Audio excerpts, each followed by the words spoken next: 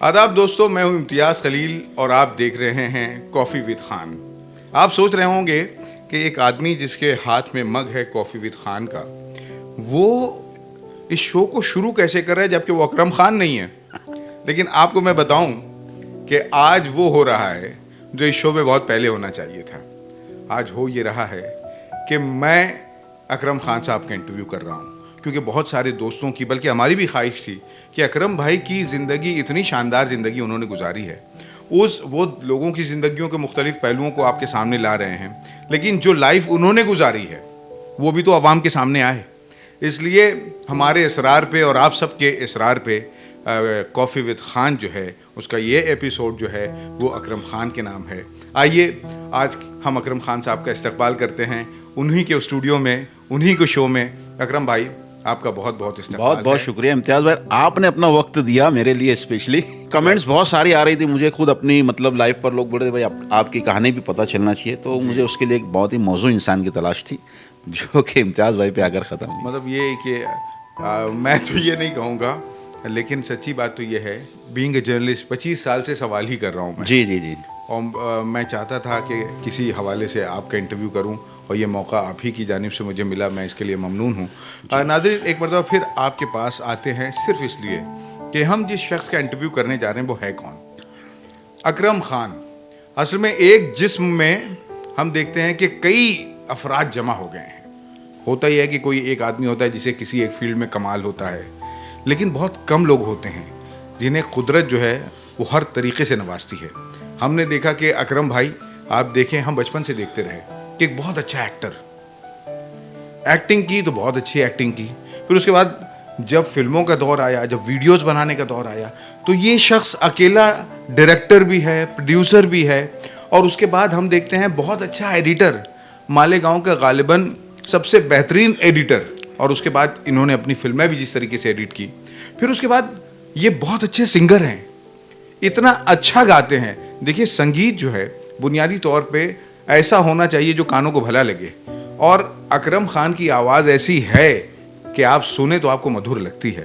तो एक ही शख्स है, बहुत अच्छा। और हम देख रहे हैं कि कॉफ़ी विद खान के साथ तो ये हुआ कि एक बहुत अच्छा एंकर पर्सन, तो एक आदमी में बहुत सारे आदमी जमा हो चुके हैं। ऐसे ही शख्स का हम इंटरव्यू कर रहे हैं। अकरम साहब, सबसे पहले आपसे आप ही का सवाल जी कि ज़िंदगी जो शुरू हुई आपके इब्तदाई अय्याम, जी जी। जो शुरुआत आपकी हुई, वो किस तरीके से हुई। जाहिर सी बात है कि 55 साल का सफ़र ये मामूली सफ़र नहीं है। बेशक बेशक। इन अय्याम में, मतलब इसको जब शुरू किया आपने, तो किस तरीके से आपने इस सफ़र को शुरू किया। इम्तियाज़ भाई, ऐसा है ना कि जब मैं होश संभाला, जब मुझे थोड़ी समझ आई, मेरे जो वालिद साहब थे वो फोटोग्राफर थे, यानी आर्ट से मैं पहले दिन से ताल्लुक। हाँ पहले से जुड़ा हुआ था आर्ट से। मेरे वालिद साहब फोटोग्राफर थे, और उस दौर में जब वो कैमरा होता था ना जिसमें अंदर घुस के फोटो बनता था, और वो करते थे, वो कैमरे से वालिद साहब फोटोग्राफी करते थे, और वो गांव देहातों में जाया करते थे साइकिल से अपना पीछे कैमरा रख के,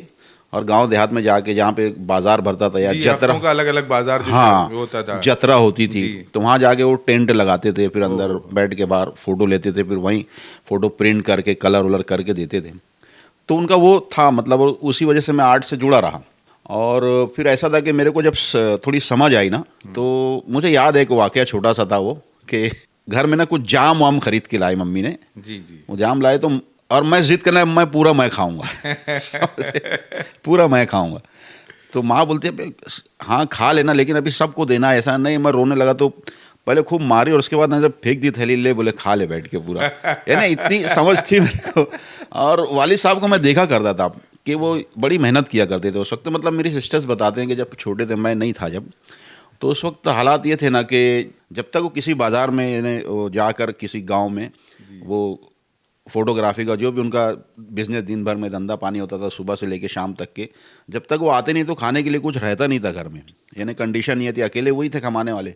और बच्चे मेरे ख्याल से 4 या 5 बच्चे थे उस वक्त। तो ऐसे भी हालात उन्होंने गुजारे, लेकिन बोलने का मकसद सिर्फ इतना था कि आर्ट से मैं शुरू से ही जुड़ा हुआ था, ठीक है। फिर उसके बाद थोड़ी हालात सुधरना शुरू हुए, फिर स्टूडियो हमने मिलन फ़ोटो स्टूडियो किदवाई रोड पर वो चालू किया बने। और उसके बाद में ये हुआ कि मैं जब स्कूल जाने लगा, तो उस टाइम में ऐसा था कि 8 आना दिया करते थे घर पे, घर से खर्चे के लिए, नहीं स्कूल जा रहे 50 पैसे, जी। थे, 50 पैसा मिलता था। और वो 50 पैसा हमारे लिए बहुत होता था, बड़ी बात थी। यानी वो अच्छा खासा नाश्ता वाश्ता हो जाता था स्कूल में। तो मैं बड़ी मालेगांव स्कूल, मुझे याद है कि लाल स्कूल है ना अपनी, 5 नंबर स्कूल, जी जी जी। वहाँ पर मैं एक पहली से चौथी तक के वहाँ तालीम हासिल किया। फिर उसके बाद में छोटी मालेगांव स्कूल में 5वीं से 9th तक। यानी आप जब थे तब तक छोटी मालेगांव स्कूल में बॉयज? हाँ, बॉयज थे। जी जी। तो 5वीं से 9वीं तक वहाँ पढ़ा, फिर 10th बड़ी मालेगांव स्कूल में चला गया। लेकिन मुझे याद है इम्तियाज़ भाई कि 10वीं जाने तक हाँ हाँ, मेरे पैर में चप्पल नहीं हुआ करती थी। क्या बात। मैं बिना चप्पल के पैदल ही जाया कर, साइकिल भी नहीं थी मेरे पास। जी जी जी। तो बस्ते के नाम पे वो हाँ, एक घर बस में सिली हुई जो भी थैली। थैली रहती थी। जी। तो मेरे स्कूल में मुझे मेरे दोस्त लोग बिना चप्पल का हीरो चिढ़ाया करते थे। ओ हो। अरे बिना चप्पल के भी आप हीरो ही थे। बोलने का मतलब ये है कि उस वक्त भी हीरो ही बोलते थे वो लोग। अल्हम्दुलिल्लाह। बोले बिना चप्पल का हीरो आ गया, ऐसा मेरे को बोलते थे। लेकिन ठीक है, फिर होता गए, गुजरते गए दिन। फिर ये हुआ कि वालिद साहब का इंतकाल हो गया 85 में। अच्छा। और फिर भाई लोग भी अपने अपने, शादियां उनकी हो चुकी थी, सब अपने अपने कारोबार में भिड़ गए। तो फिर मिलन फ़ोटो स्टूडियो जो है वो संभालने की जिम्मेदारी फिर मुझ पर आ गई। क्या बात है। तो फिर 85 से मैंने स्टूडियो संभाला। मिलन फोटो स्टूडियो मैं छोटा था, जाया करता था जी। और मैं देखता था। अब जाहिर सी बात है कि आदमी फोटो स्टूडियो में जाता है तो वहाँ पे देखता है कि किस किस स्टाइल में फोटो खींचे गए हैं, तो ऐसा मुझे खिंचवाना है। तो उसमें हीरो की तरह तो आप ही लगे रहते थे। सही बात है। क्योंकि आपके फोटोज मेरे ख्याल से 5-7 फोटो, बल्कि एक ब्लैक एंड व्हाइट फोटो था, आप एक तरफ देख रहे हो और वो बहुत शानदार फोटो वाकई था। वाकई में वो मतलब मेरे ख्याल से बहुत दिनों तक लगा भी रहा। काफ़ी दिन तक तो आपके घर पे आपको खुद एक मॉडल जो है घर में ही मैसर था। मैं देखा जाए। और उस वक्त क्या हुआ था ना इम्तियाज़ भाई, जिस वक्त वालिद साहब जिंदा थे, मैं स्टूडियो संभालने लगा था उनके साथ रहते हुए। मतलब आया जाया करता, भाई संभालता था और वालिद साहब रहा करते थे। कलर का नया नया दौर शुरू हुआ था। जी, जी। कलर फोटोज का वो, और वो भी कौन सा मालूम, यानी जो रोल आता था 12 फोटो वाला, अच्छा। बड़ा रोल जो आता था एक। पहले 12 आता था, क्योंकि मैं 24 और 36 जानता हूँ। हाँ, 12 वाला भी था। अच्छा। वो ऐसा रोल होता था, उसमें 12 फोटो ही आया करते थे। वो कलर फोटो वहाँ से शुरू हो गया था मतलब। जी जी जी जी। तो वो धुलवाने के लिए हम लोग को जाना पड़ता था मुंबई। अच्छा। मरीन ड्राइव पे एक वो था लैब, एक वहाँ कलर पर, लैब होगा। हाँ, वहाँ धोने जाते थे। तो एक बार ऐसा हुआ ना कि वालिद साहब, अब असल में परिवार बड़ा था और जी। कमाने वाले सिर्फ मेरे अब्बू थे। उनको एक बार ऐसा हुआ था कि उनको मुंबई जाना पड़ता था हर बार धुलवाने के लिए।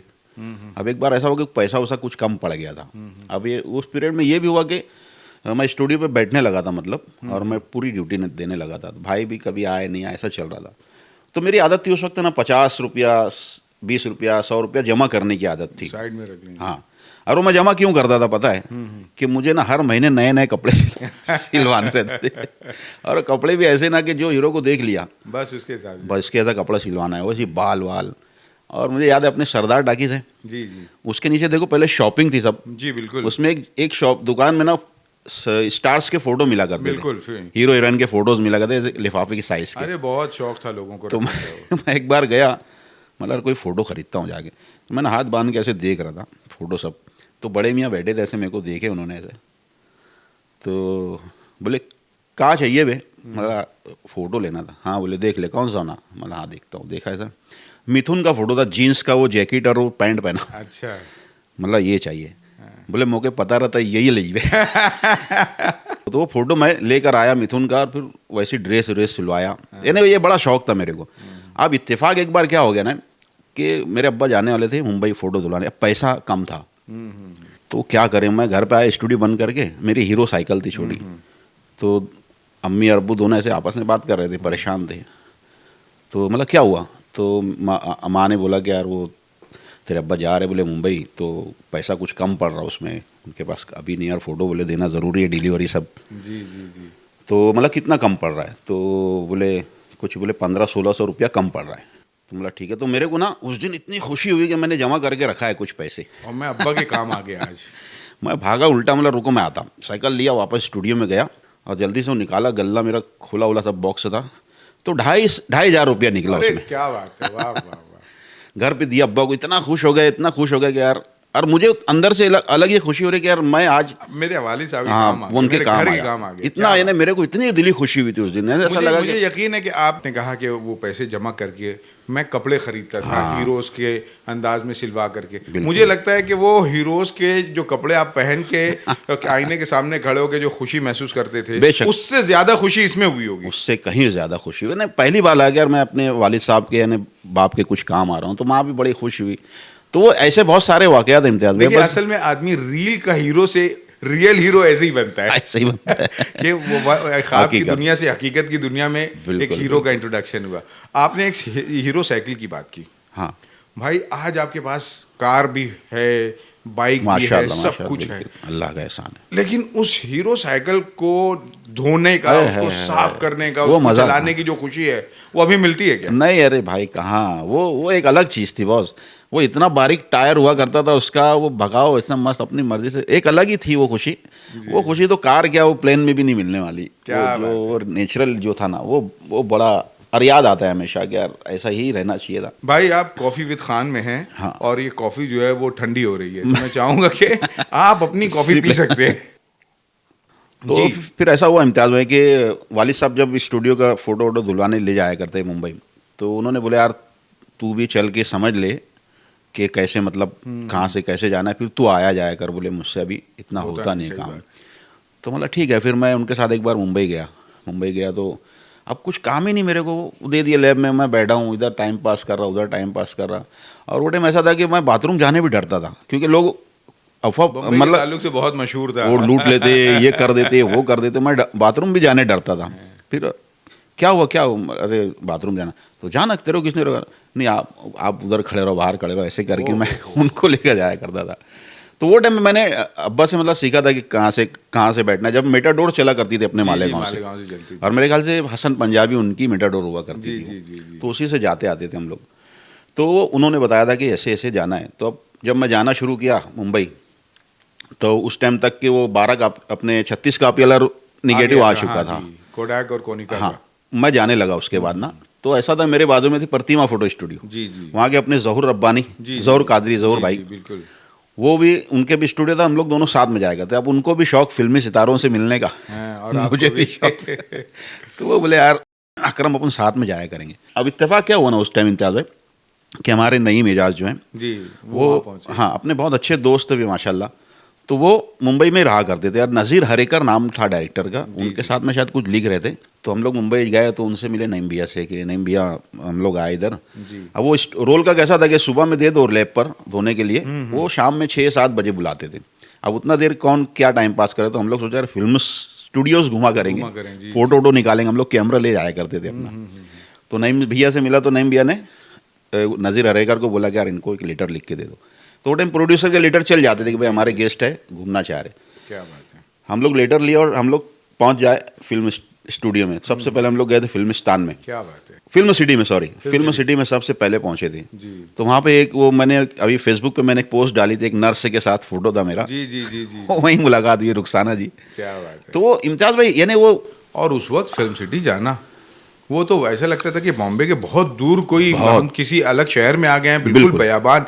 बल्कि अभी रिसेंटली तक तो वहाँ पे तेंदुए और इस तरीके बिल्कुल, के बिल्कुल। जानवर आया करते थे जंगली। और वो टाइम तो इन्हें पूरा जंगल जैसा एरिया था पूरा। जी, जी। लेकिन एक जुनून था, बस पहुंच जाते थे हम लोग फिल्मिस्तान या फिल्म सिटी, जहाँ भी मौका मिलता था। जी, जी। वहाँ पे जब पहुंचे तो फिर सब फोटो स्टार्स लोगों के साथ फोटो निकालना, ये करना वो करना, स्टूडियो पे लगा दिया करता था।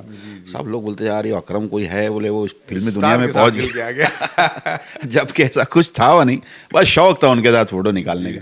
लेकिन उस वक्त के भी कुछ किस्से जो थे ना इम्तियाज़ भाई, वो ने इसको बहुत अपन क्या बोल सकते, कुदरत कैसे इन्हें घूम कर वक्त अपनी दोहराता है अपने आप को। इम्तियाज़ भाई मैं बताना चाहूँगा वो किस्सा कि फिल्म सिटी में हम लोग जब फर्स्ट टाइम गए, जी। ज़हूर भाई में, जैसे गेट से एंटर हुए ना, तो एक गार्डन के बेंच पर ना एक लेडी बैठी हुई थी नर्स के ड्रेस में। मैं देखा, मेरे को बड़ी खूबसूरत लगी वो। तो मैं बोला ज़हूर भाई इसके साथ फ़ोटो लेना है। बोले अभी कौन है? मतलब जो भी मगर है खूबसूरत, मेरे को फ़ोटो लेना है। हम लोग गए उधर, तो मैं बोला हेलो मैडम, तो देखे हेलो, मतलब मैडम आपके साथ एक फ़ोटो चाहिए मुझे। अरे बाबा, बोले मैं कहाँ कोई स्टार हूँ, मैं तो एक जूनियर आर्टिस्ट हूँ, छोटी मोटी। तो मतलब क्या हुआ, लेकिन आप उन स्टार से कम भी नहीं हो, आप फिल्मों में तो आती हो ना, हमारे लिए इतना ही काफ़ी है। जी, जी, जी। तो बोले ठीक है, फिर निकाल लो फोटो, में निकाला, उनके साथ बैठा, बेचारे बहुत रिस्पेक्ट से, मतलब जितने फोटो वोटो हम लोग लिए।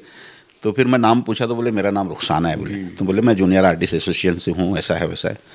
तो फिर मैं उनसे ही पूछा मतलब अभी यहाँ पे कौन कौन सी शूटिंग चल रही है? बोले राम अवतार की शूटिंग चल रही है। बोले तो अभी मतलब कौन कौन है? बोले अनिल कपूर है, सनी देओल है, श्रीदेवी है। तो मतलब मैडम मिलाओ ना हमको प्लीज़ उनसे। अरे बोले कोई क्यों नहीं? बोले ज़रूर आप मेरे पीछे पीछे आओ। बोले कोई पूछे तो बोल देना साथ में इनके साथ है। तो बोला ठीक है। हम लोग बोला चलो जल्दी से क्या उनके पीछे पीछे वो गए अंदर। लॉबी सी लंबी सी लॉबी थी। हमको ना एक जगह बोले तुम बेंच पर बैठ जाओ यहाँ पे। बोले किसी कुछ बोलना मत, कुछ से कोई बात नहीं करना। बोले अब उनका सीन ऐसा था कि वो नर्स है तो ट्रे लेकर आ रही हैं, डॉक्टर सामने से आके उनसे कुछ बात करता है और वो कुछ बोल के चले जाते हैं। और हम लोग मतलब रुखसाना के पीछे हम लोग बैठे हुए, तो हम लोग भी फ्रेम में नजर आ रहे थे, दोनों भी दूर बैठे हुए ऐसे कि भाई होंगे कोई। तो 2-3 रीटेक भी हुए रुखसाना जी के, तो उन्होंने मुड़ मुड़ के ना मुझे देख के ऐसे हंस रहे। बोले देखो ऐसा है ना, ये सब टेंशन होता है, ऐसा है ना, कोई नहीं। तो मैं बोला कि यार वो किसी से मिला दो। बोले अभी शॉट चल रहा। बोले वो मिलेंगे नहीं। बोले यहाँ से देखो, बोले खिड़की में से देखो। तो मैं देखा कि सनी देओल जख्मी हालत में पलंग पे लेटा हुआ है और अनिल कपूर उसका हाथ पकड़ के रो रहा है ऐसे बैठकर, और श्रीदेवी दरवाजे में खड़े होकर एकदम अपसेट मूड में खड़ी हुई है। वैसा वो कुछ सीन वो लोग शूट कर रहे थे। लेकिन उससे पहले क्या हुआ, जब मैं उनको बोल रहा था रुखसाना जी को कि मुझे मिला उनसे, तो अचानक श्रीदेवी बाहर निकले मेकअप रूम में से और एकदम उनका मूड एकदम अपसेट, ऐसा लग रहा था पता नहीं क्या हो गया, कौन सा पहाड़ टूट पड़ा इतना।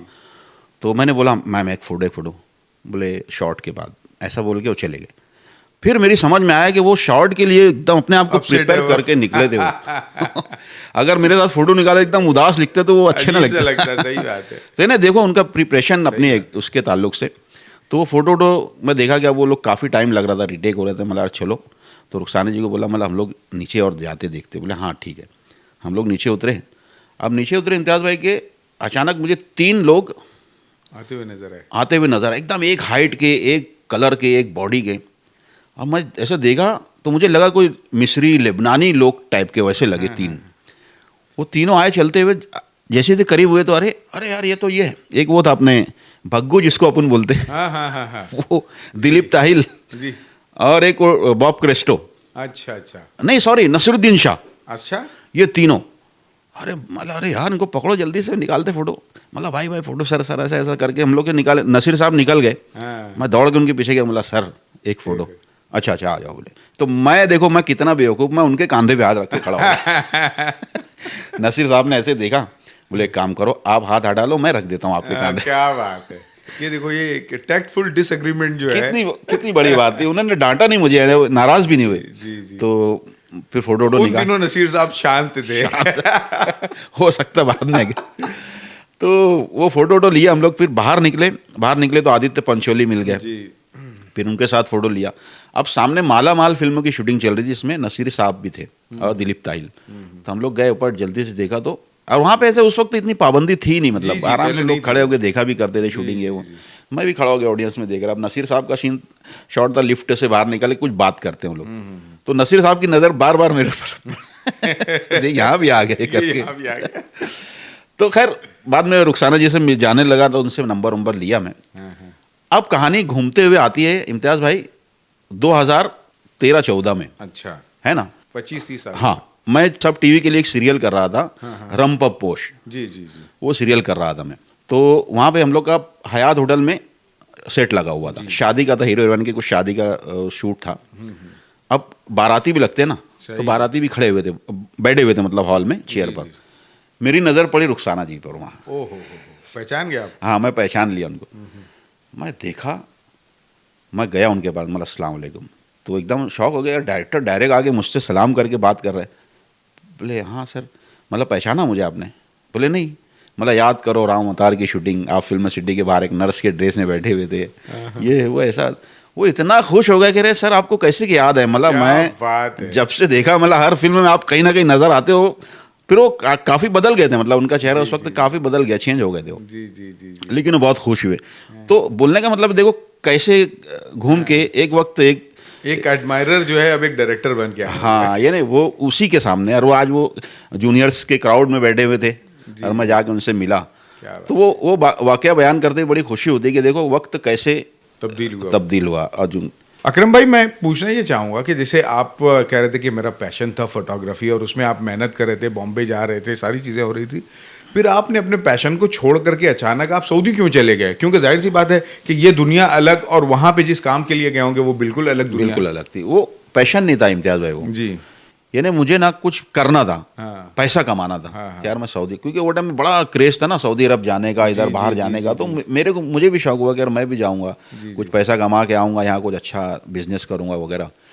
तो वो उसकी वजह से मैं वहाँ गया था। कितने साल रहे हो? मैं 5 साल था, मुसलसल 5 साल था। और वो 5 साल आपने कैसे गुजारे फिल्मों के और इन सब के से दूर? वो तो कैसा था इम्तियाज़ भाई, यकीन मानो, परदेश की ज़िंदगी मैं तो दुआ करूँगा अल्लाह किसी को ना दे। क्या बात है। जो आदमी बहालत मजबूरी किसी वजह से जाता है परदेश में काम करने, सबसे मुश्किल दौर। इन्हें फर्स्ट डे जिस दिन मैं एयरपोर्ट पे उतरा हूँ, अब एक मेरी उम्र भी इतनी नहीं थी, मैं बहुत छोटा ही रहा था, तो उस वक्त ना मैं किसी को जानता हूँ ना वहाँ की ज़बान मुझे आती है।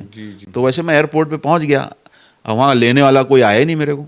ओहो। और करीब शाम के 6-7 बज रहे, मैं परेशान, ना ज़बान मेरे को बोलते आ रही है, क्या करूँ।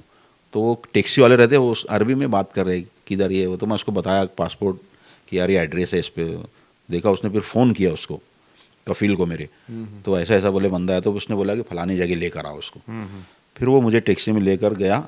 अब देखो वहाँ किस्मत ने कैसा किया मेरे साथ कि वहाँ पहुँचा तो जहाँ मेरे को पहले काम मिला, कैसेट लाइब्रेरी थी फिल्मों की। ओहो।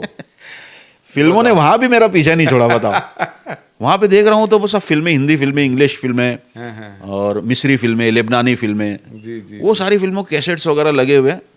तो कफील ने बोला यार तेरे को यहाँ काम करना है।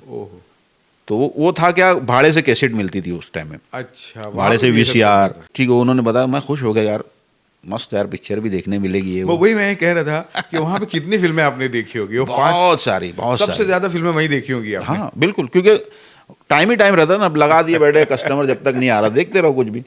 मुझे याद है कि शाहरुख खान की डर जब रिलीज हुई तो मैं वहीं था। अच्छा। हाँ, तो मैं देखा शाहरुख खान, मतलब यार कौन हीरो, यार क्या जबरदस्त एक्टिंग, वो ट्रेलर वगैरह कुछ आया था उसका। तो वहाँ पे रहते हुए ना इम्तियाज़ भाई कि इन्हें जिंदगी को समझने का मौका मिला कि इतनी आसान नहीं होती है जिंदगी परदेश में जाने के बाद।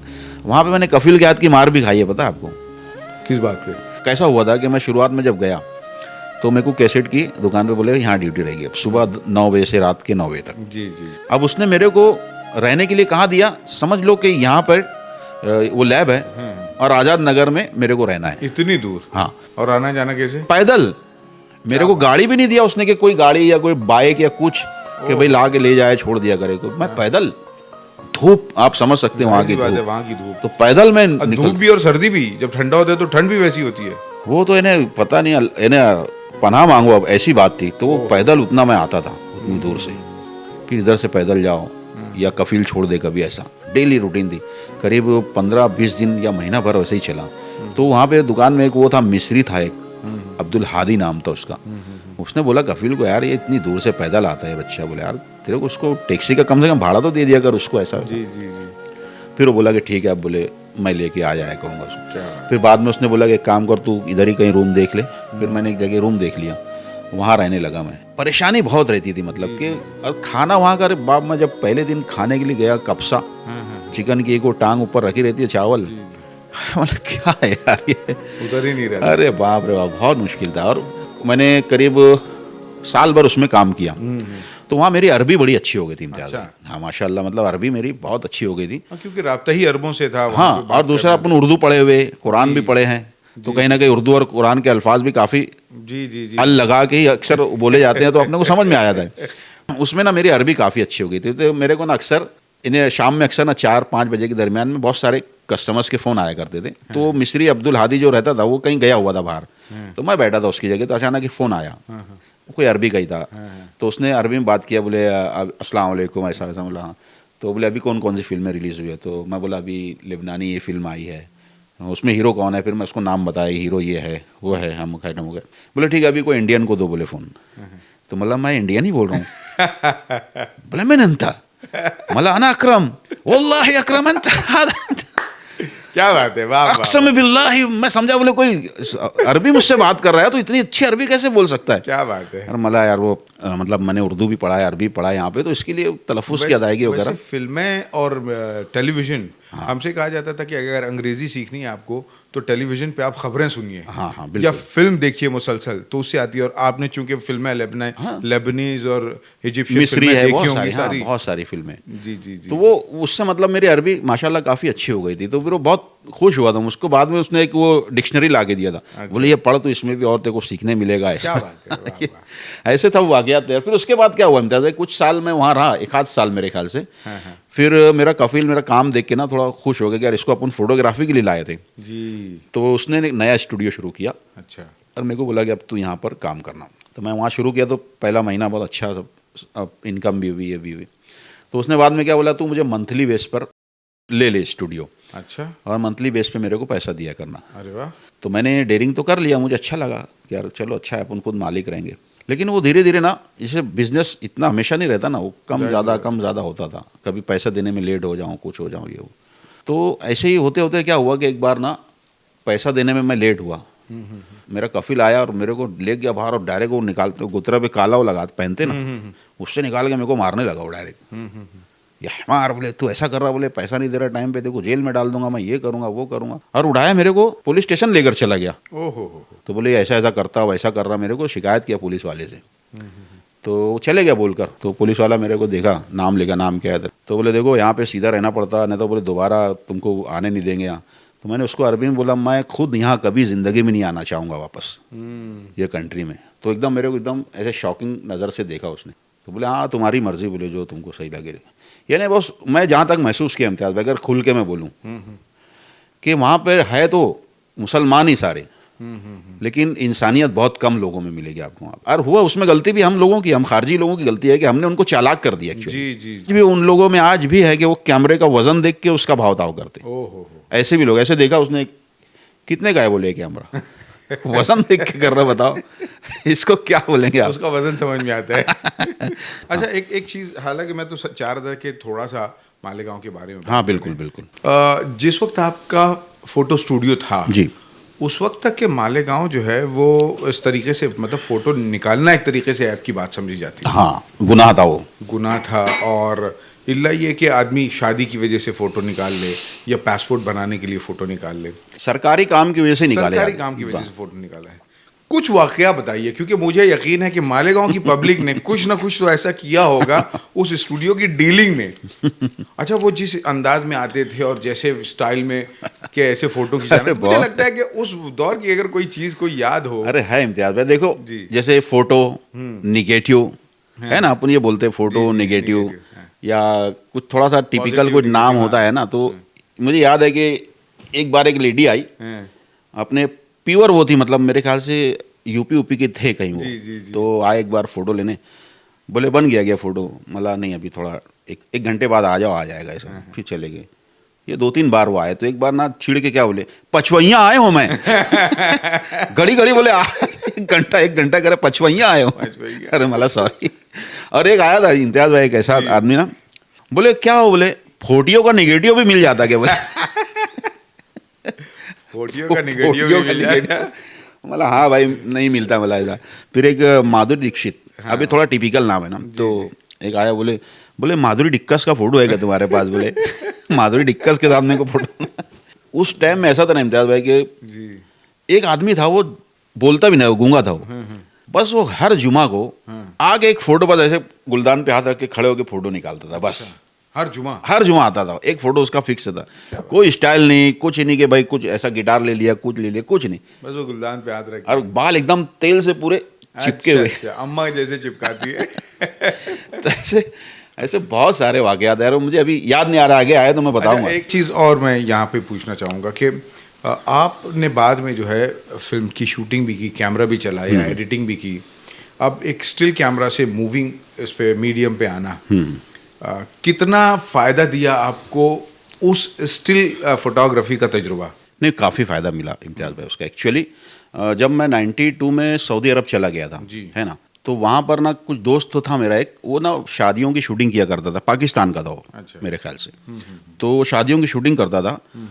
तो उस वक्त तो उसने मुझे बताया था कि VCR टू VCR एडिट करता है वो, ओहो, जबकि मुझे एडिटिंग का भी नहीं पता था। जी, जी, तो उसने उसके कुछ गाने वाने शूट किया था, तो मुझे बताया, देख बोले मैंने शूट किया, सेट उट लगाया था बाकायदा, जैसे अपने नासिर का कैसा शौक था वैसी जुनूनी था वो भी।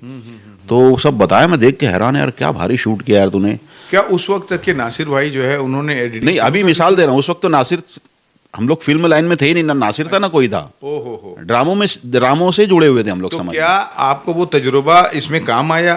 नहीं, उससे तो मैं खैर एक बार देखा था, लेकिन मुझे हैरत सिर्फ ये हुई थी इम्तियाज भाई कि यार फिल्म मतलब खुद भी बना सकते हैं हम बना भी, सकते हैं, जी, जी, इन्हें जी, शूट कर सकते हैं, मेरे को ये लगा था वहाँ पे। और उसकी एडिटिंग वगैरह देख के तो खैर मैंने उसको देखा। फिर मैं जब 97 में वापस आया तो फिर नासिर मेरे को मिला, जब मैं रात में मिला तो बहुत खुश हो गया नासिर भी कि यार चल तू आ गया, बोले यार अपन प्लान कर रहे, बोले पिक्चर बनाने का, बोले अपने को। मतलब पिक्चर बनाने कौन सी? बोले यार शोले का अपन रीमेक कर रही है वो वहाँ से भी जुड़ा मैं। जी, जी, और नासिर भाई के साथ में मतलब मैं राइटिंग वुटिंग में था उसके बाद शोले में पूरा, और उसमें छोटा मोटा कैरेक्टर भी किया था, गाने वाले लिखे थे हमने, और ऑर्केस्ट्रा ला के जैसे जतरा में बजती है ना वैसा लाइव रिकॉर्डिंग वगैरह सब हुआ था। तो सब ओरिजिनल था, लेकिन सब ओरिजिनल था, नेचुरल था, रियल था सब। तो वो फिल्म का हम लोग जब शूट किया तो नासिर के साथ बहुत ज़्यादा तो नहीं रहा शूट पे मैं, लेकिन कुछ कुछ खास अपने से गाना हम लोग शूट करे धर्म जी और हेमा मालिनी का, कोई हसीना जब रूठ जाती है तो वो गाना हमको पता है कि इम्तियाज़ भाई इतना मुश्किल से वो शूट हुआ था वो गाना कि तांगा था, उसकी जगह घोड़ा नहीं हमने लगाए थे, फ़रोग जाफरी वो तांगा लिया हुआ था ऐसे, है ना, अलीम ताहिर और हीरोइन बैठे हुए पीछे, और नासिर कैमरा लेके उल्टा दौड़ रहा है, ओहो, और मैं बड़ा डेक जिसमें गाना बज रहा है, मैं वो लेके मैं उसके साथ दौड़ रहा हूँ कि वो लिप मूवमेंट दे सके वो गाना पूरा। और फरोग ऐसे लेके भाग रहा है, मैं उसके पीछे उसके साथ में दौड़ रहा हूँ, नासिर पीछे भाग रहा है, ऐसे करके वो गाना शूट हुआ था। तो ऐसे कुछ गब्बर के कुछ सीन वगैरह, तो वहाँ पे कुछ थोड़ा एक होता ना आइडिया आता है कि भाई शूटिंग ऐसे होती है ये वो। फिर ये हुआ कि शोले हिट हो गई, चल गई। फिर उसके बाद ना कि मेरे दिमाग में ख्याल आया कि यार मैं भी एक फिल्म बनाऊँ। क्या बात है। तो फिर मैंने सबसे पहले मुन्ना फिल्म सोचा बनाने का, मतलब यार मुन्ना एक रियल स्टोरी पे काम करता, रीमेक नहीं करना। ये गालिबन कहना चाहिए वो जो एक ट्रेंड चल रहा था रीमेक का मालेगांव में, उसमें आपने सोचा कि नहीं अपनी एक कहानी होनी चाहिए, अपना सब कुछ होना चाहिए, और फुल फ्लो में था। जी, वो ट्रेंड जो फ्लो में था एकदम, मालेगांव की शान, मालेगांव के शोले, मालेगांव के डॉन, ये वो सब फ्लो था एकदम बिल्कुल, यानी अच्छा लोगों का भरपूर रिस्पॉन्स था उसमें। मैं ला रहा था नई कुछ चीज़, ये अपने आप में खुदकुशी के बराबर था वो देखा जाए तो। मतलब नहीं यार करेंगे कुछ रियल स्टोरी पे। फिर मैंने मुन्ना नाम से एक फिल्म लिखी, फिर उसको शूट नासिर ने किया था पूरा, और फिर एडिट वगैरह किया नासिर ने। फिर हम लोग ने म्यूज़िक किए थे शाहिद भाई के पास, शाहिद जमाल, जी, वो मेरे एडिटिंग में वही गुरु है मेरे, देखा जाए तो। अच्छा। सबसे पहले मैंने उन्हीं से सीखा, उन्होंने ही मुझे बताया एडिटिंग क्या होती है, क्या बात है। तो उनसे मैंने बहरहाल सीखा वो चीज़। तो उसी वक्त से ना इम्तियाज़ भाई कैसा था, जैसे एडिटिंग पे जब मैं कंप्यूटर पे देखता था काम करते तो मेरे हाथ ना वो होते थे यार, हट मेरे को करने दे यार, जबकि मेरे को आता नहीं था, लेकिन ऐसा लगता था कि यार ये बहुत भारी चीज़ है यार, इसको करना चाहिए, मतलब सीखना चाहिए। मेरा जुनून एकदम सवार हो गया था मेरे ऊपर। जी। तो हुआ ये कि मुन्ना फिल्म बन गई, मैंने जैसे जैसे करके, तो उसमें ना 25,000 रुपया मतलब मेरा प्रॉफिट आया था। और उसी दौरान में न्यूज़ वाले चालू हो गए थे मालेगांव आना। जी। तो वो सबसे पहले ना ZTV से एक आई थी लेडी, कोई सीमा गुप्ता, वो मैडम आए थे यहाँ पर, तो हम लोग के ऊपर कुछ बना रहे थे वो।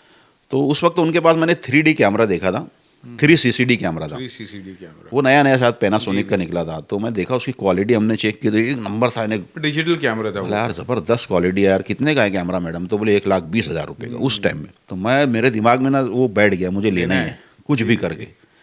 अब मैं पिक्चर मेरी मुन्ना रिलीज़ हुई, 25,000 रुपये आया, मतलब चल, मेरा दोस्त शफीक पीडर, जी, हम लोग दोनों गए मुंबई, हाँ। चल जरा जाके ना देखते कैमरा। अब गया वो कैमरा वाले के पास कि यार वो ये कैमरा लेना, नंबर दिया, बोले 1,20,000 का कैमरा है बोले, और बोले 15 दिन बाद आएगा। तो वो उसके बाद हम लोग फ़ोटो धुलवाते थे। तो मैं बोला एक काम करो सर, 25,000 रुपये उसको दे दिया एडवांस, मतलब आप मंगवाओ, मैं पैसा लेकर आता हूँ। अब मेरे को मालूम नहीं कहाँ से आएगा पैसा। 25,000 दे के आ गए इम्तियाज़ भाई। अब मैं सोचा 1,00,000 रुपया और जमा करना है मेरे को, क्या करूँ? इसके पास जाओ, उसके मेरे आपा लोगों को बोला ये करो वो करो, सब मेरे आपा लोगों ने बहुत मदद की मेरी। उन्होंने कुछ पैसा इधर उधर से करके मैं पूरा पैसा जमा किया और जाके वो उनको दे दिया। फिर मैं वो कैमरा लेके सीमा गुप्ता जो आए थे उनके पास गया, मतलब मैडम ये कैमरा है। इतना खुश हुए बेचारे, वो सबको बुला रहे, देखो बोले अकरम ने कैमरा लेकर आ गया, बोले देखो इसने कैमरा लेकर आया। इतना खुश हुए, बहुत मतलब हौसला दिया उन्होंने कि यार बहुत अच्छी बात है, मतलब तुम ये शुरू कर रहे हो करके। फिर वो कैमरा लेके ना इम्तियाज़, सबसे पहले मैंने फिल्म बनाई थी मालेगांव का डॉन। मालेगांव का डॉन। उसमें शफीक अमिताभ और सलीम जैकी मरहूम, वो प्रोड्यूसर था उसमें। और वो मैंने पूरी मतलब शूटिंग से लेके एडिटिंग तक, एडिटिंग सॉरी शाहिद भाई ने किए थे एडिट, लेकिन पूरी शूटिंग डायरेक्शन पूरा मैंने ही किया था उसमें। और बहुत यानी ज़बरदस्त रिस्पांस मिला था उसको वीडियो में। तो वो मेरा पहला काम था कि as a cameraman plus direction भी। और वो काफ़ी उसको सराहा, लोगों ने बहुत पसंद किया था। तो वहाँ से शुरुआत हो गई थी मेरी। यकीन मानेंगे आप इम्तियाज़ भाई कि जिस वक्त मैंने वो कैमरा लिया था 360D, तो सूरत से एक फिल्म का ऑफ़र आया मुझे, मतलब शूट भी करना था, डायरेक्शन भी करना था, एडिट भी करके देना था सूरत के थ्रू। तो उस टाइम में, अब मुझे सूरत कभी मैं गया नहीं था ज़िंदगी में, लेकिन वो जो थे सलीम भाई मरहूम, बहुत अच्छे इंसान थे बेचारे, वल्लाह उनको जन्नत नसीब करे। तो उन्होंने मुझे बोला कि नहीं अकरम भाई आप ही करो, बोले आकर यार आपकी सब हमने शोले शान वगैरह का सुना है, देखा है। तो बोला ठीक है। तो मैं यहाँ से ट्रक से गया था भाई। ओहो, और यकीन मानो डायरेक्टर ट्रक से जा रहा है।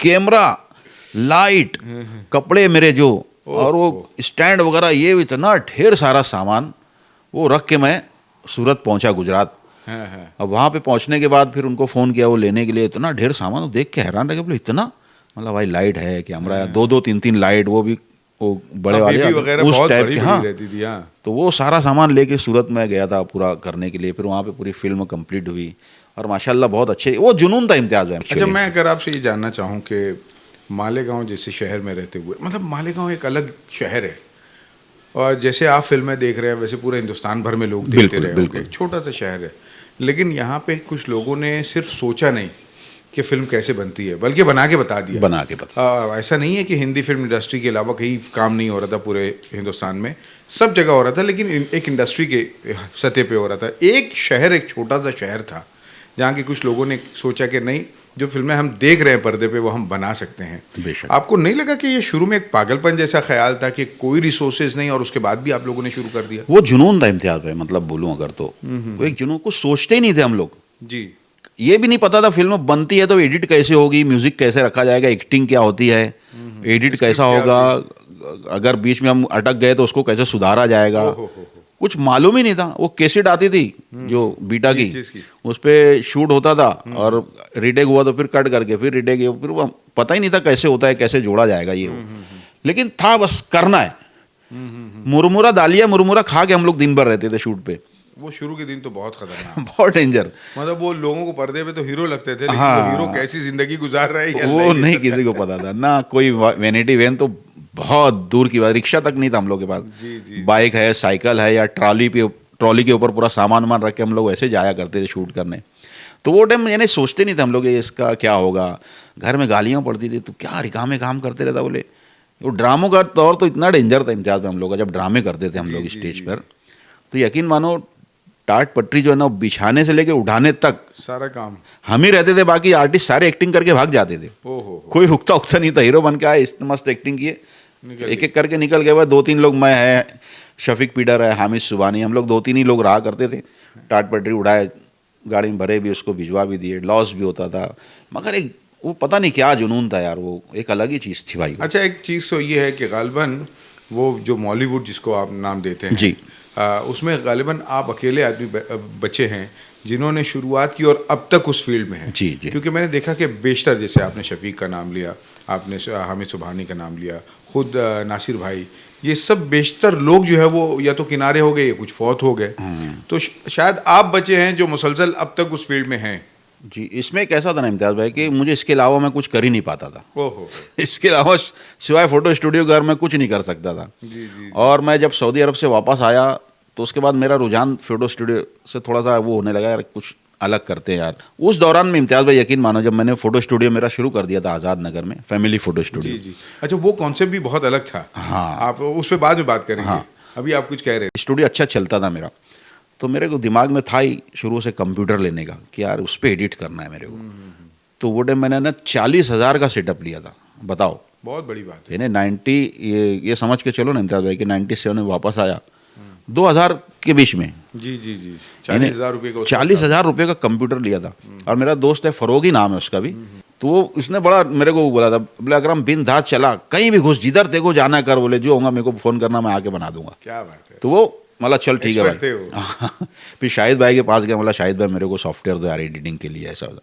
फिर शाहिद भाई ने मेरे को जो जो सॉफ्टवेयर पे वो एडिट करते थे वो दिए, पिनैकल का था उस टाइम में, जी, एक शुरू में था। वो था। तो यकीन मानेंगे इम्तियाज़ भाई, मैं सुबह से बैठता था, हाँ, सुबह से अगर मैं बैठा हूँ तो दूसरी सुबह कब हो जाती थी मेरे को एहसास तक नहीं होता था। सही में। इतना इन्हें जुनून, बस बैठा हूँ, मेरे को बड़ा अच्छा लगता था वो सब के, वो टाइटल ऐसे आ रहे वैसे जा रहे हैं वो अजीब जुनून था। हर इफेक्ट, जबकि शुरू में तो लीनियर सिस्टम था, बाद में नॉन लीनियर, हाँ, सारी चीजें मतलब उसमें जो बने हुए थे, जिसको अपन जी। क्या बोलते हैं, बने हुए सेट थे सारे, वो जी। प्रीसेट्स जिसको हम बोलते हैं, presets। वैसे थे वो सारे, उसमें बस जस्ट नाम हम लिखना रहता। लेकिन उसके साथ क्या होता, जैसे अगर मैंने कोई वीडियो शूट कर रहा हूँ हाँ। तो मुझे उसके साथ बैकग्राउंड म्यूजिक लगाना बड़ा पसंद था, ओहो। कि इसके साथ उसके म्यूजिक भी हिसाब होना से क्या चाहिए। जाना चाहिए। हाँ, ये म्यूजिक, अच्छा, म्यूजिक लगाना बहुत मुश्किल काम है। बहुत मुश्किल काम जिसको अंदाजा नहीं है वो तो ये समझता है कि बस म्यूजिक चल रहा है, लेकिन उस सीन के फीलिंग हिसाब से- के हिसाब अच्छा, जब हमारे पास वो स्टॉक नहीं है नहीं तब तो बहुत मुश्किल है, एक बहुत चीज मुश्किल है। ढूंढने में आधा दिन चला तो जाता मैं क्या करता था उस वक्त, तो उसका मैंने तरीका ढूंढ निकाला था इम्तियाज में, कि मैं ऑडियो कैसेट लेता था है। हाँ। और उसका वेव फाइल बनाता था उसमें, अच्छा। लेकर उसका ऑडियो लेके, हाँ। फिर उसमें से मैं छोटे छोटे टुकड़े निकाल लेता था मेरे हिसाब से, म्यूजिक के, जी, बांसुरी का पीस है या फाइट की आवाज़ है, ये वो सब उसमें से मैं निकाल के ना जमा करके रखा था स्टॉक में। आपने अपना स्टॉक खुद से बना लिया था। और वो साउंड इफेक्ट जो टू टा जो होता है, वो सारे सब मैंने खुद मैंने ऑडियो से निकाल के वो जमा किया था। जी, तो वो बहरहाल मैं सीखता रहा कंटिन्यू। एडिट मैंने कहीं सीखा नहीं है, लेकिन वो करते करते ही मैंने सीखा एडिट क्या वगैरह। बात है, देख फिर एक कर- बार ऐसा हुआ कि हम लोग को ना शोले और अपने फिल्मों का काफ़ी चर्चा होने लगा था इधर जी। उधर। तो गोवा की एक मतलब वो कोई सोसाइटी या तंजीम है उनकी, उन लोगों ने हम लोग को, नासिर को, मुझे और शफीक जो मरहूम तीनों बोले, जो जी। सुपरमैन था, हम लोग गोवा इनवाइट किए थे कि भाई आप लोग आके थोड़ा लेक्चर वगैरह दो हमारे बच्चों को भी, हम यही सब सिखाते हैं, फिल्में कैसे बननी चाहिए, गांव देहात के जो बच्चे। तो हम लोग वहाँ गए थे गोवा में। तो गोवा में गए तो उन लोग जब ना उनके टीम से मिला तो एडिट वगैरह कर रहे थे बैठ के। मैंने देखा कि एडोब प्रीमियर प्रो, ये सॉफ्टवेयर ये कौन सा है भाई, मतलब सॉफ्टवेयर? बोले एडोब है ऐसा। तो मतलब यार इसके ऊपर अगर वो पीछे का ग्रीन पर्दा अगर हटाना रहे तो क्या होता है क्या? बोले हाँ होता है, आफ्टर इफेक्ट्स में कर सकते हो। बोले मतलब कैसा है यार, अब बताओ ना भाई। तो उसने बताया, बोले आफ्टर इफेक्ट्स में जाओ और वो कौन सी की बोला उसने, क्रोमा की। हाँ, तो बोले ये इसमें होता। मैं देख के तो अरे बाप, मतलब ऐसा सॉफ्टवेयर जो मुझे नहीं पता। फिर आया फरोख भाई को, मतलब भाई मेरे को ये सॉफ्टवेयर कुछ भी करके ला के दो तुम यार। तो बोले रुक जा, मैं तेरे को क्रैक फाइल देता उसकी। फिर उन्होंने दिया फाइल, पे उस पर जब शुरू हुआ भाई, तो फिर वो उसको छोड़ा नहीं मैंने आज तक। क्या बात है। अच्छा, मैं एक चीज़, जैसे हमने बात की, स्टूडियो की बात हो रही थी कि आप लोगों ने शायद मालेगांव में पहला तस्वुर दिया था फैमिली स्टूडियो का। हाँ। बहुत सारे फोटो स्टूडियोज थे जी। लेकिन आपने एक स्टूडियो का तस्वुर दिया था कि ये फैमिली स्टूडियो है। बिल्कुल। वो क्यों आपको करना पड़ा? वो कैसा था ना इम्तियाज़ भाई, कि जैसे फ़ोटो स्टूडियो, अब वहाँ पे जाहिर है कि अच्छे अच्छे घरों की लड़कियाँ भी आती हैं, बच्चियाँ भी आती हैं। तो हर आदमी चाहता, फैमिली ये चाहेगी कि भाई बच्ची हमारी सही जगह जाए और कोई ऐसी बात ना हो फोटो। सही बात है। तो अब घर पे मेरा था ऐसा माहौल, तो माँ भी मेरे साथ ही रहती थी और सिस्टर मेरे जो सामने ही रहते थे। तो मैंने सोचा कि इसका नाम ना फैमिली फ़ोटो स्टूडियो देंगे, जी। ताकि लोग एकदम बेझिझक बेफिक्र होकर आए यहाँ पर। और उसमें ऐसा था कि जैसे लेडीज़ आती थी ना, तो मेरी मम्मी है और मेरे आपा है, मेरी वाइफ है, ये लोग खुद उनको सजाते थे, ऐसा खड़े रहो, वैसा करो, ऐसा कर लो, वैसा कर लो। तो वो उन लोग को एकदम रिलैक्स होता। जब वो तैयार हो जाते तो मेरे को बोलते थे रेडी आ जाओ, फिर मैं आगे फ़ोटो क्लिक करता था। तो बाकी वो काम वो ये सिस्टर, पूरी फैमिली वाली फीलिंग हो हाँ जाती वो थी। तो कैसा कि वो बच्चियों को ये लगता नहीं था, या उनके फैमिलीज को, कि भाई जेंट से सब बता रहा, चेहरा सीधा कर रहा, इधर मुड़ो, ऐसा कर रहा। वो आपा लोग हैं, मेरी वाइफ है और अम्मा, वो लोग करते थे। अच्छा, तो कितना कामयाब रहा ये फैमिली फोटो स्टूडियो? बहुत कामयाब था इम्तियाज़ भाई, यकीन मानो। ईद के वक्त में, ईद का जब पीरियड आता, त्यौहार जो भी हमारा ईद बकरीद है, सुबह जैसी नमाज ख़त्म होती थी, है ना, तो जो मैं खड़ा रहता था रात के 10, 11, 12 बजे तक खाली फ़ोटो ही खींचता रहता था। क्या बात है। इतना रश हुआ करता था, और अकेला मैं, और साथ में फिर वही आपा है, और सिस्टर किसी है, को ला माँ। भी नहीं सकते, आपने हाँ। फैमिली का कॉन्सेप्ट दिया और है। पूरी लेडीज ही रहती थी मेरे यहाँ कस्टमर। जी, जी, जेंट्स आते तो मैं वापस कर देता, भाई अभी कर दिया, बाद में आओ। तो जेंट्स को तो फोटो ही नहीं हम लोग निकालते थे। बहुत अच्छे। पूरा भरा रहता था, पूरा इधर बाहर बैठे नहीं थे। जल्दी करो ना भैया, आपको जाने का। ऐसा था माहौल हो। अच्छा, ये इससे मतलब फोटोग्राफी से कमाया और फिल्मों में लगाया। हाँ, बस यही समझ लो, वैसे ही जिंदगी हुआ। भर यही किया। हाँ, यही किया। अपना नासिर भाई के साथ जो तजुर्बात आपके हुए, फिल्में उनके साथ कुछ की, उसके बाद जो आपने बताया मुन्ना आपने अपने तौर पे की। जी। लेकिन फिर हमने देखा कि बाद में भी आपने मुसलसल फिल्में की, जी। मतलब ये नहीं कि मुन्ना के बाद मुन्ना एक कामयाबी हुई, उसके बाद मालेगांव का डॉन कामयाब हुई, यकीनन कहीं ना कहीं नाकामी भी आपके हिस्से में आई होगी। बिल्कुल, उसके बाद बिल्कुल। भी अगर कोई आदमी कंसिस्टेंटली कहना चाहिए फिल्में बना रहे तो आप ही हो। बिल्कुल। क्या वो सिर्फ उस पैशन की वजह से है या कोई और भी स्पार्क है कि इससे कुछ पैसे भी आमदनी भी हो रही है, या सिर्फ पैशन की वजह से आप दोनों ही मकसद था इम्तियाज़ भाई, एक्चुअली देखा जाए तो। क्योंकि मैं बताया कि मैं सिर्फ एक फोटोग्राफी स्टूडियो था, वो मेरा एक जरिया माश था जो चल रहा था। मैं नहीं भी रहता था तो मेरी वाइफ है, मेरे सिस्टर, वो संभाल लिया करते थे, क्योंकि वो लेडीज़ फीमेल ही सारे आया करते थे वहाँ पे। अकरम भाई ये बताएं कि आपने कहा कि जब फिल्म बनानी शुरू की तो कोई सामान नहीं था, सब अपने तौर पे करते थे। फिर एक वक्त ऐसा आया कि इंडस्ट्री की हर वो चीज़ जो फिल्म के लिए इस्तेमाल होती है वो सब आपने इस्तेमाल की। कितना फ़र्क था उस वक्त शूट करने में और फिर उसके बाद जो सारी चीज़ें मैसर आई और उसमें काम करने में कैसा लगा? असल में कैसा हुआ इम्तियाज़ भाई, जैसे अभी हम लोग नॉर्मली जैसा शूट करते थे, है ना, वो शुरुआत तो हुई, लेकिन इस सबसे ज़्यादा फ़ायदा अगर मिला इस लाइन में मुझे तो यूट्यूब की वजह से। जी। यूट्यूब की वजह से मतलब मेरे को सब कुछ मिला जो मैं चाहता था। उसमें क्या हुआ कि सबसे पहले ना मैंने अपने शेख आसिफ साहब है ना, उन्होंने फ़ोन किया कि भाई वो नंदुरबार में एक आदमी है बोले, चंदू भैया, जी, उनका चंदू इलेक्शन के कुछ वीडियोस बनाने हैं बोले। अच्छा। तो बोले तुम जाके उनसे बात कर लो। तो मुझे नंबर दिया, मैं गया, उनसे मिला, तो उनसे आइडिया ले लिया सब ऐसा। छोटू बड़े में आ चुका था, छोटे मोटे कर रहा था वो। जी। तो उन्होंने बोला कि यार देखो हमको खानदेशी ज़बान में बनाना है बोले। अच्छा। तो कुछ ऐसा कॉमेडी थोड़ा सा जिसमें लोगों को समझा सके, अब उनके हमको वोट दो, ऐसा वैसा। वो कांग्रेस से खड़े हुए थे, मतलब ठीक है। फिर मैं रास्ते पर सोचता रहा कि क्या बनाऊं, क्योंकि वो चंदू को अपने को हाईलाइट करना था, लेकिन मैं अलग सोच रहा था कि उसको निगेटिव बता के हाईलाइट करूं मैं। तो मैंने सोचा कि इसमें ना छोटू को लेता हूं मैं, जी जी। जो चंदू भैया के मुखालिफ में खड़ा हुआ है। ओहो हो, क्या बात है। और जो वादे कर रहा है लोगों से, वो अजीब किस्म के वादे कर रहा है। वो बोलता है कि तुम मुझे वोट दो, बोले मैं नल में जो पानी आएगा इतना मीठा रहेगा बोले, सिर्फ उसमें चाय की पत्ती और दूध डाल दो बोले, शक्कर डालने की जरूरत नहीं हो रही। सड़कें ऐसी बना दूंगा, डॉक्टर बोले जैसे ही मरीज पे हाथ रखेगा मरीज उठ के भागने लगेगा, अच्छा। ऐसे बोले सब करो। तो इस टाइप के वादे वो चंदू ने क्या करा गाँव में, कुछ नहीं किया, मैं ऐसा करूंगा वैसा करूंगा। तो इस तरह से मैंने वो वीडियो बनाया, उनको भी दे भी दिया, उनको पसंद आया और वो जीत भी गया इलेक्शन। क्या बात है। फिर ये हुआ कि मैं यूट्यूब चैनल में सोचा मैं अपना शुरू करता हूँ, क्योंकि यूट्यूब का चालू हो चुका था अपने मालेगांव में, वसीम भाई है ये लोग। तो मुझे नहीं पता था कि यूट्यूब चैनल फ्री में बनता है ऑनलाइन। जी जी जी। लेकिन मैं मेरे एक दोस्त से मिला, मैं नाम नहीं बताना चाहूँगा उससे, मतलब भाई मेरे को यूट्यूब चैनल बनाना है। बोले यार 12,000 रुपये खर्चा आएगा। तो मतलब हाँ भाई ठीक है ना, दे दूंगा। मैंने दे दिया उसको पैसा जैसे तैसे करके, उसने बना के दे दिया एक चैनल। फिर उस पर मैं वीडियो वगैरह डालने लगा। तो मैंने छोटू का एक वीडियो डाला था उस पर कि छोटू बनेगा मेयर, छोटू खड़ा इलेक्शन में, ऐसा वैसा कुछ करके। तो वीडियो जो भागना शुरू हुए ना भाई, मैं शौक हो गई, क्या हो रहा है, जादू तो नहीं होगा, चमत्कार।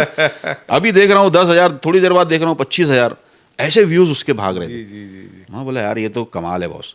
और फिर सब्सक्राइबर भी उतनी तेजी से बढ़ने लगे मेरे। फिर मैंने ना सोचा कि यार इसको लेके कुछ कर सकते हैं। तो फिर मैंने खानदेश का दादा, मुंबई की राधा, वो सीरीज शुरू किया। और वो पहला ही वीडियो मेरा समझ लो एक मिसाइल की तरह भागा। क्या बात है। और एक ज़्यादा नहीं इम्तियाज़ भाई, यकीन मानो 4 महीने में मेरे 1 मिलियन क्रॉस हो गए थे सब्सक्राइबर्स। 4 महीने के अंदर। क्या बात है। और फिर उसके बाद से जो दौर चला है करीब 4-5 साल का, तो उसमें वो सब कुछ मैंने सबसे पहले, जैसे मेरा पेमेंट आना शुरू हुआ ना, मैंने सबसे पहले यानी हमारी लाइन के जो हथियार होते हैं, कैमरा, अच्छा कैमरा चाहिए, अच्छी लाइट चाहिए, ये वो सारे खरीदना। क्या खरीद के मैंने वो सारी प्रॉपर्टीज़ मेरी जमा की और उसी के ऊपर फिर वो काम। ने तो शुरुआत मैंने हैंडी कैम से किया था, छोटा जो कैमरा था वो भी ऐसे हाथ में लेके ही शूट करते थे, ना माइक था, कुछ भी नहीं था। लेकिन उसके बावजूद भी लोगों ने उसको सराहा था, पसंद किया था उस सीरीज़ को मेरी। यूट्यूब की वजह से मालेगांव की जो 3-4 चैनल्स हैं, बल्कि मालेगांव की जो 3-4 चैनल्स हैं, वो यूट्यूब के चार्ट में जो है वो हिंदुस्तान के जो बड़े चैनल्स हैं उनमें उनका शुमार डेफिनेटली, बिल्कुल। वो शहर जिसको कोई उस तरीके से बहुत ज़्यादा जानता नहीं था, अचानक जो है वो एक बूम आया। और छोटू जो है वो एक ऐसा कैरेक्टर जिसको कोई पहचानता नहीं था, बिल्कुल, वो एकदम रातों रात जो है वो शाहरुख खान बन गया था वो, देखा जी। जाए तो ये कैसे हुआ कि मतलब आप लोगों ने सोचा समझा ये कुछ था, या फिर ये कि यूट्यूब चूंकि नया था और लोग कुछ नया देखना चाहते थे, उसमें ये सारी चीज़ें चलती चली गई? नहीं, सोचा कुछ भी नहीं था इम्तियाज़ भाई। बस जैसे मैंने बताया ना कि मेरे से पहले तो मेरे दोस्त लोगों ने शुरू कर दिया था उसको लेके काम करना। जैसे वो रफ़ीक जानी है, JKK वाले, वसीम भाई है, वसीम अंजुम, ये लोग पहले से आप? हाँ, ये उन लोग, हाँ वो लोग पहले से यूट्यूब से जुड़े हुए थे। फिर अपना कीटू अमीन, कीटू चिंटू जो पहले से, हाँ, वो उन लोग पहले जुड़ चुके थे। और मुझे कोई इंटरेस्ट नहीं था यूट्यूब में। हाँ। क्या कॉमेडी कर रहे थे तुम लोग, मेरे को ऐसा लगता था कि कुछ और अच्छा होना चाहिए। लेकिन ठीक है, अब ऐसा हुआ कि छोटू का वीडियो मैंने डाला, हमारा चल रहा है, इसके ऊपर जुआ खेला जा सकता, तो मैं डेयरिंग कर डाला। फिर वो पुष्पा ठाकुर जो है हमारी जो राधा बनी थी, उनको बुलाया मैंने और वो और बना बस वो, लेकिन सोचा नहीं था कि ऐसा कुछ होगा, ऐसा कुछ रिजल्ट। होगा। हाँ लेकिन मुझे यकीन है कि आप लोगों ने जिंदगी भर जितनी मेहनत की थी, जी जी, फिल्मों में, इसमें उसमें, ये बना वो बेशक, बना, बेशक। जो रिकग्निशन और जो इनकम यूट्यूब से हुई शायद कहीं से हुई होगी आपकी। कभी भी नहीं। अरे जिंदगी 5 साल सऊदी अरब में डाल दिया मैं, यहाँ आया तो 50-60 हज़ार रुपये कमा के लाया था वहाँ से, बस जी, कुछ जी, भी नहीं जी, था जी, मेरे जी। पास। उसमें से भी 40,000 रुपये का सिस्टम खरीद लिया। यूट्यूब एक तरीके से जो है एक टर्निंग पॉइंट हुआ आप लोगों के लिए, जी।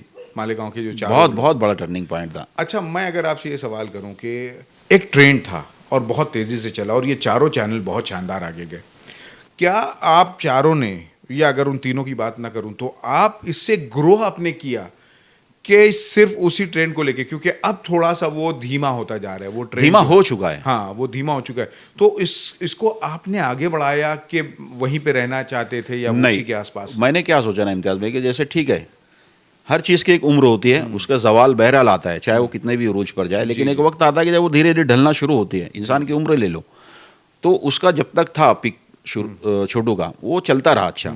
लेकिन बाद में क्या हुआ, वो कुदरती बात होती है, जी, देखिए जी। उसने भी कुछ गलत नहीं किया। जैसे उसने बाद में बोला कि अब मैं मेरा मेरा करूँगा, हाँ, मैं किसी के साथ काम नहीं करूँगा। और ये कि उसने वो फैसला ऐसे वक्त किया जब शायद वो उसके लिए उतना बचा नहीं था। हाँ, तो उसने बोला कि यार अब मुझे अपना अपना करना है। हम लोगों ने समझाने की कोशिश की है कि देख ऐसा नहीं, अपन करते हैं साथ में आगे हो गए, और नहीं बोले अब बस ठीक है, मतलब कोई बात नहीं। सभी लोगों ने फिर, तो मैं हमेशा से था कि कुछ नया करेंगे, कुछ नया करेंगे। तो मैं उसके अलावा भी फिर मेरे दूसरे काम थे, मैं उसमें बिजी होता गया। फेसबुक के ऊपर मैं काम करना शुरू किया, अब नया क्या करना है। तो छोटू का वैसे जाहिर है मेरा चैनल छोटू का है, तो उस पर लोग उसके ही फॉलोअर्स ज़्यादा मिलेंगे, जी जी जी। सब्सक्राइबर्स भी। आपने अपना नाम भी पैदा करने की हाँ, कोशिश की, अपना बाबू एक लोचा के बाबू तौर लोचा पर। के नाम से एक कैरेक्टर हाँ, बनाया, तो वो कितना कामयाब हुआ? वो भी काफ़ी अच्छा, और लोगों ने काफ़ी सराहा। आज भी मुझको कॉफ़ी विद खान तो अपन यहाँ पे है, लेकिन कहीं भी गुजरो तो बाबू लोचा ही मुझे पुकारते लोग, जी, जी। क्योंकि वो कैरेक्टर मेरा ज़्यादा हिट हुआ था। लेकिन लेकिन कॉफी विद खान जो है, जिसके ऊपर हम बात करते हाँ। हैं, कि जाहिर सी बात है कि एक नाम स्टैब्लिश था कॉफी विद करण। करण, अब वो कॉफी विद करण को लेकर के आप यहाँ पे आए और आपने मालेगांव जैसे एक छोटे से शहर से उसको शुरू किया, लेकिन हमने देखा कि over a period of time, कुछ ही इंटरव्यू के बाद वो एक कहना चाहिए एक नाम बन गया जी। और सिर्फ मालेगांव नहीं बल्कि आसपास के बहुत सारे लोग इस बात के मुतमन्नी होने लगे, इस बात की ख्वाहिश करने लगे कि कॉफ़ी विद खान में जाना चाहिए। तो ये ब्रांड कैसे बना? ये कैसा हुआ ना इम्तियाज़ भाई कि जैसे मैं सोचता ही रहता हूँ हमेशा कुछ नया करने का, तो मैं देख रहा था कि यूट्यूब पर अभी पॉडकास्ट जो है थोड़ा ट्रेंड कर रहा है, काफ़ी लोग करने लगे हैं। जी। तो सभी लोगों के पास में सेलिब्रिटीज आती हैं, बड़े बड़े लोग, ऑफिसर्स, रिटायर्ड जजेस, ये वो सारे लोग, और फिल्म स्टार्स हो गए। लेकिन मैं क्या सोचता था ना कि रियल लाइफ के हीरोज़ भी तो है ना, क्या बात है। जिन्होंने कुछ किया है अपने शहर के लिए कहो या किसी के लिए। ये सिर्फ मालेगांव तक इसे महदूद भी नहीं रखना चाहता हूँ मैं हर वो छोटे मोटे कलाकार को भी बुलाना चाहता हूँ जो मेहनत कर रहा है आज भी, और उससे उम्मीद है कि आगे कुछ उसका बेहतर होगा। तो ऐसे ही कलाकार को ला के एटलीस्ट जो दुनिया जिसे नहीं जानती उसको मैं लाऊं, भले 10 मिनट क्यों ना हो, आधा घंटा क्यों ना हो, वो आए अपना आपको पेश करे, उसकी कुछ चीज़ें, जैसे अभी आपकी कुछ क्लिप्स कितनी सुपर हिट हुई, मैं खुद हैरान है, इतने मेरे को कॉल्स आ रहे हैं, इम्तियाज़ भाई इतनी तारीफ़ें हो रही है, ख़ास तौर से आपकी उर्दू ज़बान की, और उसके तो हम भी कायल हैं यार भाई, यकीन मानो अल्लाह का बहुत एहसान है। ये बहुत बड़ी बात होती है इम्तियाज़ भाई कि अभी मैंने बीच में देखो एक जॉनी लीवर रामेश्वर करके उनका मैंने पॉडकास्ट, जूनियर जॉनी लीवर, हाँ, वो भी बहुत अच्छा हुआ। अरे इतना ज़बरदस्त, उनको वो बेचारे आज मेरे को फ़ोन किए, इतना शुक्रिया अदा करे अकरम भाई, बोले यार मुझे बहुत फ़ोन आ रहे हैं यार, बहुत काम मिल रहा है मेरे को इधर उधर से। नहीं, आपकी खास बात ये आपकी सिंप्लिसिटी, आपने इस शो को बहुत डेकोरेट नहीं किया बल्कि एक आम गुफ्तगू के अंदाज में चीज़ों को चलाया, शायद यही लोगों को पसंद आ रही है। यही आ रहा है। और मैं ये भी नहीं चाह रहा कि आप बड़े लोग ही आए, मैं 40 साल से जो आदमी रिक्शा चला रहा मैं उसको भी बुलाना चाह रहा हूँ कि वो कैसे सर्वाइव करते हैं अपनी लाइफ को, कैसे उसने बच्चों को पढ़ाया, कैसे उनकी शादियां की, उनके कारोबार किस तरह से गुजर बसर होती है इन लोगों की। मैं ऐसे मौजिन लोगों को बुलाना चाहता हूँ जो उनकी इतनी कम तनख्वाह में उनका गुजर बसर होता कि नहीं होता, उनकी प्रॉब्लम्स को कौन समझेगा, कोई नहीं समझने की कोशिश भी नहीं करता। नमाज हम पढ़ते हैं बड़े जाके शौक से उनके पीछे, लेकिन उनके इमाम साहब है, मौजिन है, इनकी भी तो परेशानियां होती होगी ना यार, इनकी भी तो कुछ होता होगा। और हम लोग तो इनको एकदम हल्के में लेते हैं, इन लोगों को जैसे अहमियत ही नहीं हमारी।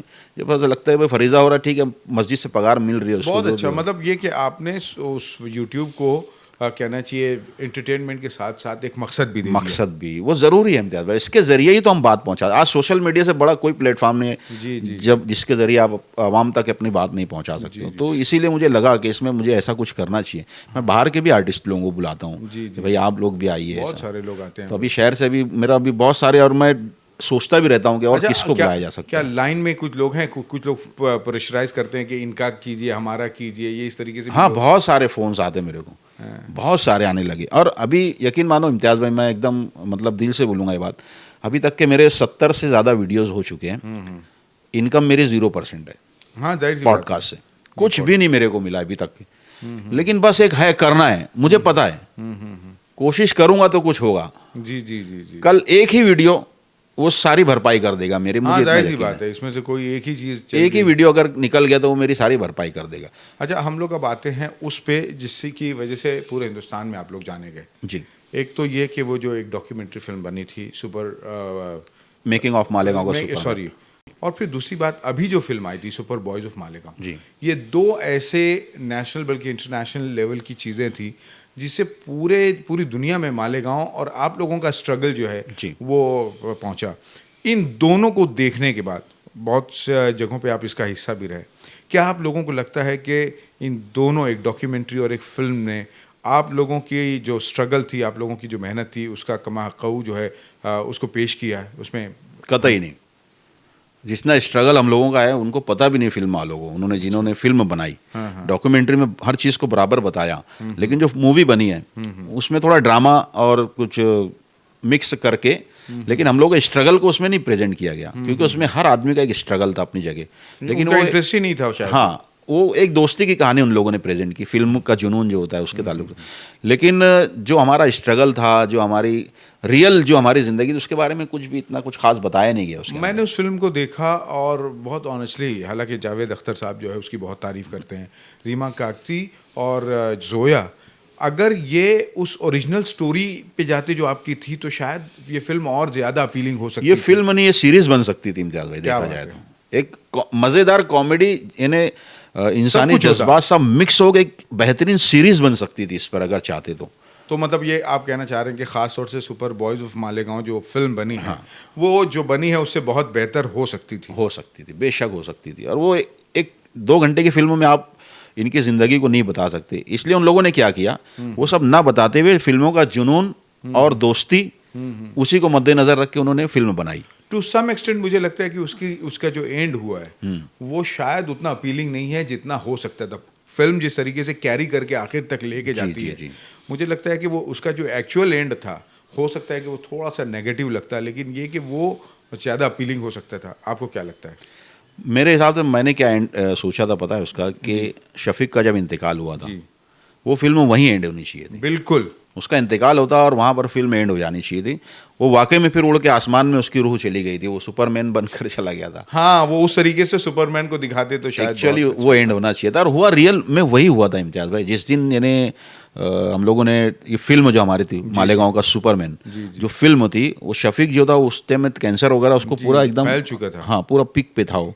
और उसकी ख्वाहिश थी कि यार मैं पब्लिक के साथ बैठ के मुझे फिल्म देखनी है, उसकी आखिरी तमन्ना थी वो। तो हम लोगों ने, फिर नासिर ने पूरा अरेंज किया, सेंट्रल थिएटर भाड़े से लेके ये एक शो का लिया उसने लास्ट में। और उस दिन फिर अनुराग कश्यप और सुनील बोहरा दोनों आए थे। वो दोनों आए थे वहाँ पर मालेगांव में। तो वो फिल्म देखा शफीक ने बैठ के, और चेयर के ऊपर पर्दे पे अनुराग सर उससे मिले जाकर, ये सब हुआ।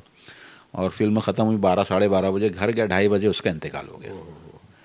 यानी जैसे ऐसा लगता उसकी रूह, हाँ, इंतजार में थी। वो रूह अटकी हुई थी फिल्म में कि एक बार मैं देख लूँ पब्लिक के साथ। उसका इंतकाल हो गया 2:30 बजे, हमको सबको फ़ोन आया, पता चला, तो बहुत इतना अफसोस हुआ था हम लोगों को। और आज अफसोस से ज़्यादा होता है कि जैसे वो फिल्म आज कहाँ पहुँच गई, कितने अवार्ड्स मिल रहे हैं उसको, और वही लोग नहीं है, फ़रोग जाफरी जैसे है। फ़रोग नहीं है जी। और वो मुझे लगता है कि इससे ज़्यादा ऑब्जेक्टिव या इससे ज़्यादा रियल फिल्म का एंड और क्या हो सकता था बताओ।